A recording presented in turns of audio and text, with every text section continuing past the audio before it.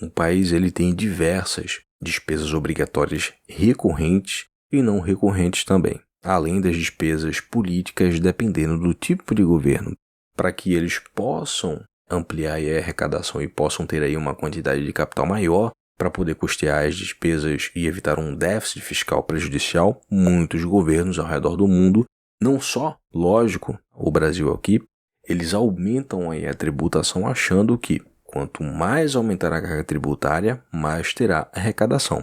Porém, por mais irônico que pareça, acontece justamente o contrário. Você já ouviu falar na curva de Laffer? E o porquê é tão importante saber o impacto do excesso de impostos na economia, nesse caso a nossa economia? Pois é, vai ser um daqueles vídeos muito importantes e sem prazo de validade, com muitos insights e informações, então já deixa o seu joinha aí, tá, como apoio. Considere-se se inscrever e ativa o sininho de notificações também. Vamos direto ao assunto e depois eu vou dar aqui um exemplo para tornar o entendimento muito mais simples. Sempre existiram críticas e debates sobre a arrecadação de impostos e o peso que a carga tributária tem na vida de um cidadão comum, principalmente. Afinal, é o mais afetado. Só que existem países ao redor do mundo que você tem um desequilíbrio muito grande, porque de um lado você tem um governo de um país em desenvolvimento que aumenta muito os impostos que já são altos, né, como solução para poder aumentar aí a receita de arrecadação, e do outro contribuinte que não recebe nenhum incentivo ou boa qualidade de infraestrutura de modo geral. Nesse caso, o Brasil que eu vou usar sempre como exemplo aqui. Inclusive é um dos países com a maior carga tributária do mundo e o menor retorno em comparação a todos os outros países.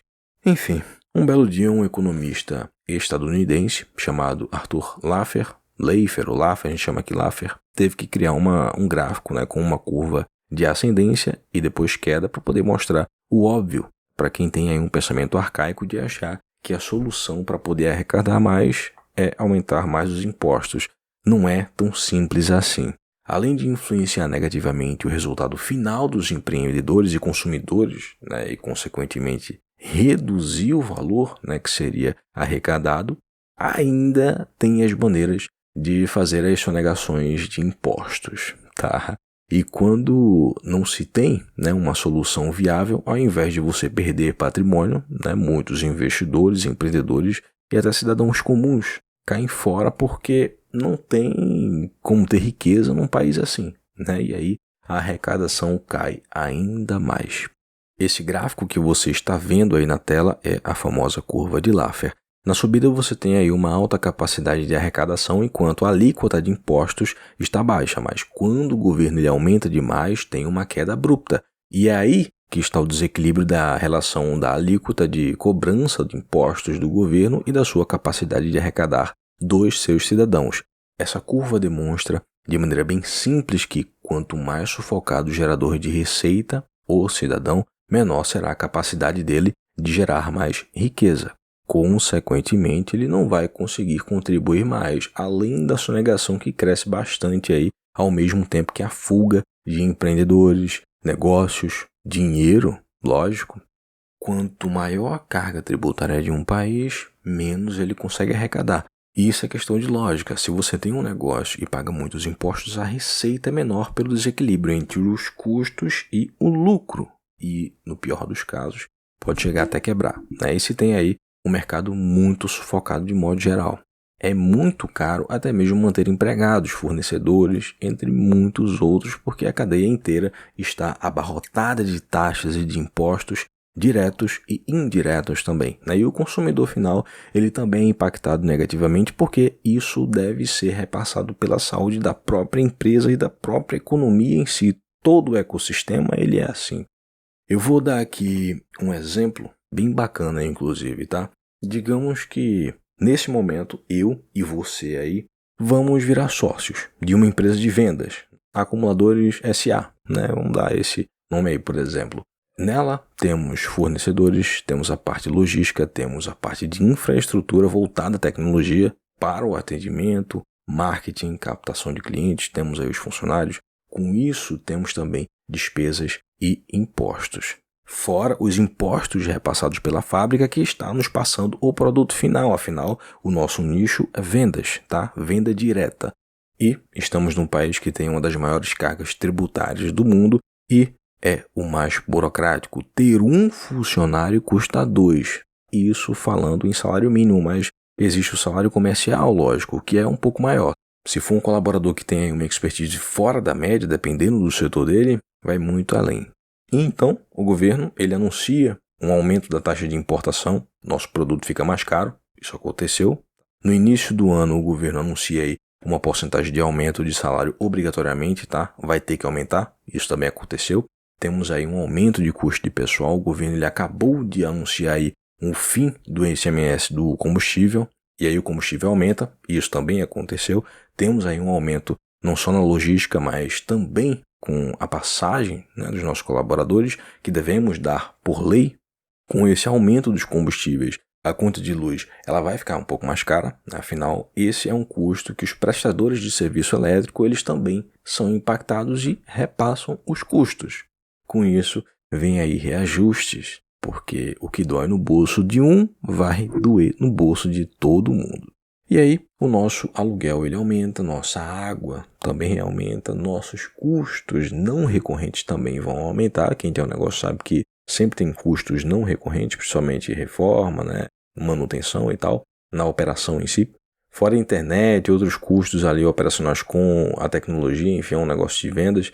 Você consegue ver que tem todo um ecossistema que está se corroendo, né, por conta de um aumento de taxa ou uma falta de isenção aí tributária em um produto tão estratégico como os combustíveis.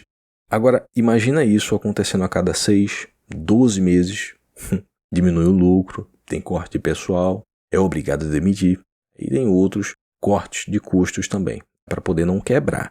Diminui as compras dos fornecedores e eles também são impactados, né? Só que todo empreendimento tem dívidas, todo mundo tem dívidas. E aí vem aí as renegociações com o banco. Mesmo diminuindo aí o tamanho, né? Você deixa a empresa mais enxuta para diminuir os custos, isso não é o suficiente para poder estancar os problemas, né, de excesso aí de impostos em tudo. Esse é o impacto no bolso de quem gera riqueza e, consequentemente, quanto menor o consumo e receita, menos eu e você pagamos impostos, porque estamos gerando menos. Eu dei esse exemplo bem honesto, só que tem muita gente que só nega impostos. Isso não é novidade em nenhum lugar do mundo, inclusive. E com isso também acontece uma falta de arrecadação enorme. Como eu havia mencionado antes, quando se não tem jeito mesmo de fazer negócio num país assim, né, acontece aquela famosa fuga de milionários que caem fora e empreendedores que acabam transferindo as suas riquezas, seus negócios para países que têm aí uma segurança jurídica maior, menos burocracia, tem mais direito à propriedade privada, porque se for para pagar mais impostos, que seja por algo que vale a pena. Vamos ser hipócritas. No Brasil, e esses são os dados mais recentes que ainda serão atualizados na metade e no fim desse ano, lógico, pagamos cerca de 40% de impostos em um ano. Cada indivíduo só de impostos paga 40%. Se for empreendedor, então, isso vai muito além. Chega a ser insano isso. E pensar que você não tem nenhum retorno. Por isso, aqui no Brasil, infelizmente, todo empreendedor, quando chega a um certo patamar, um patamar bem bacana, a primeira coisa que ele faz é transferir uma porcentagem do patrimônio dele lá para os Estados Unidos, principalmente como uma medida, né, de não só de diversificação, que essa é a desculpa, geralmente, mas como segurança. Ou ele cai fora.